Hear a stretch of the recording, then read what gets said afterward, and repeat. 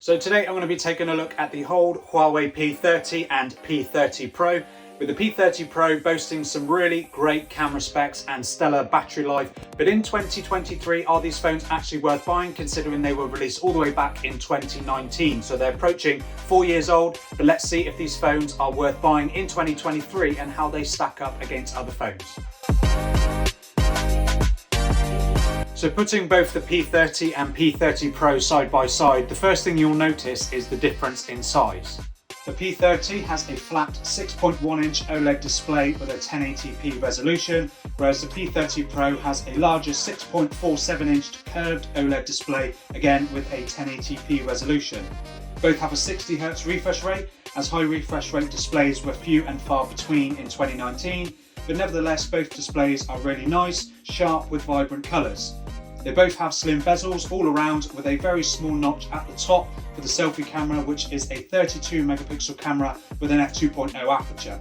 Both phones have a glass and aluminium design, which give them a nice premium feel, but only the P30 Pro has support for wireless charging at 15 watts, 2.5 watts reverse wireless charging, and the faster 40 watt wired charging over the 22.5 watts on the regular P30. And the battery sizes on both phones differ quite considerably, with the regular P30 housing a 3650 mAh battery, whereas the P30 Pro has a much larger 4200 mAh cell. So in terms of battery life, both phones will last all day, but I did find myself having to be a little bit more reserved with my use with the P30, as you can kill it in a day with heavy use, whereas on the P30 Pro, the battery life is still really great, and all day with heavy use, not a problem. And as for software, out of the box, both phones come preloaded with Android 9 with EMUI version 9.1, with the latest software being Android 10 with EMUI version 12 on top of that, also with November 2022 security patch. So the only thing you get is newer security updates, but I'm unsure as to how long that will go on for.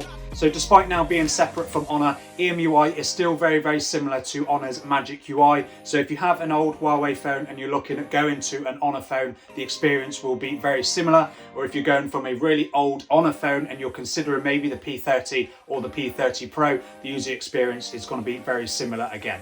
And powering both phones is Huawei's in-house Kirin 980 processor, built on a 7nm fabrication.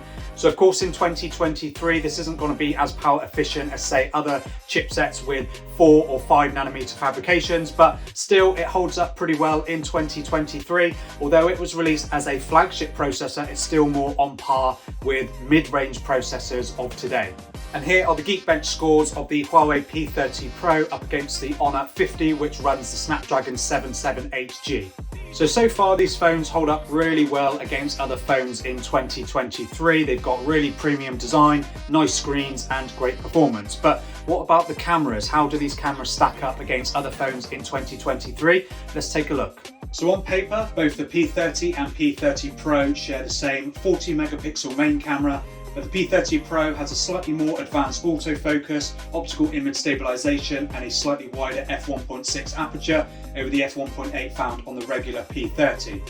And photos from both of these cameras are shot in 4-in-1 pixel binning with 10 megapixel images, and they share the same great detail and color. AI mode has been toned down since the P20 Pro, which I did have, and I did find that it was very aggressive. And these are great quality photos. You can definitely see why these phones shot some of the best photos from a smartphone of their time. And both phones also have an 8 megapixel telephoto camera, but the P30 Pro has a beefier 125mm equivalent 5x optical zoom periscope lens with optical image stabilization over the 80mm 3x optical zoom of the P30. This allows the P30 Pro to punch all the way into 50x digital zoom, although I didn't do this that often. And although the telephoto camera is 8 megapixels, these photos are upscaled to 10 megapixel images with the help of the main camera. And both phones also have an f2.2 ultra-wide camera, with the P30 having a 16 megapixel resolution and the P30 Pro upgraded to a 20 megapixel resolution. This also has autofocus, therefore can shoot macro shots from 2.5 centimeters away.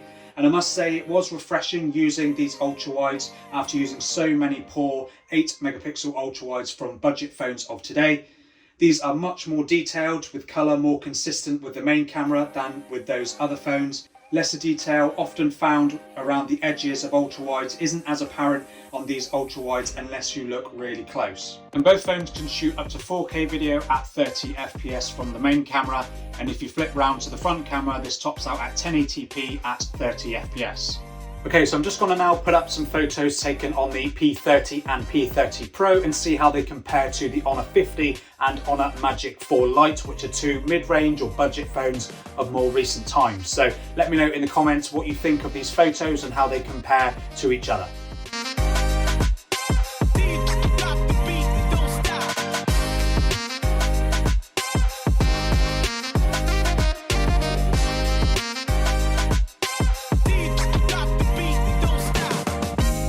So that's my quick comparison between the Huawei P30 and P30 Pro in 2023.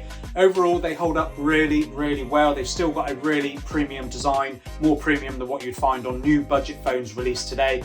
The P30 Pro has wireless charging and reverse wireless charging, fast 40-watt charging that can get you charged to 70% in 30 minutes. Really great camera systems, really nice displays, but of course they lack the high refresh rate, both OLED displays. Overall, I'm really impressed with how these phones hold up in 2023. Now, of course, the downside is they're running old Android 10 software. They're not likely to get any newer software than what that is. They still have new security patch updates, so that is something that is really good with these. But overall, I'm impressed with the P30 and P30 Pro. Now, I did have a P20 Pro and I absolutely loved that phone, and these have improved considerably on that phone as well. So let me know in the comments what you think of the P30 and P30 Pro. Are they something that you would consider buying in 2023? Let me know down in the comments, and subscribe to the channel if you're interested in videos like this. I will have more on the way throughout the year of 2023. So thank you for watching, and I'll hopefully see you